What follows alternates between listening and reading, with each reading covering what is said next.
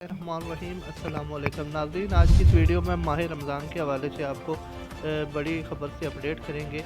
आपको बताएंगे कि माह रमज़ान का जो रोज़ा है वो बुध से शुरू हो रहा है या जुमेरात से जो शुरू हो रहा है।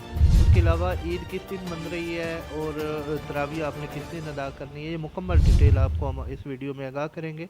बस आपने वीडियो एंड तक देखना है। जी बिल्कुल, जो माह रमज़ान का पहला रोज़ा है जिसका रवायत हिलाल कमेटी ने ऐलान कर दिया है, 23 मार्च को इंशाल्लाह पहला रोज़ा जुमेरात से शुरू हो रहा है। और आपको बता दें कि जो सुबह की पहली सहरी होगी तो 4:40 अराउंड मतलब कि इसके लगभग पूरे पाकिस्तान में होगी, और पहली सहरी जो होगी वो 6:14 पे होगी।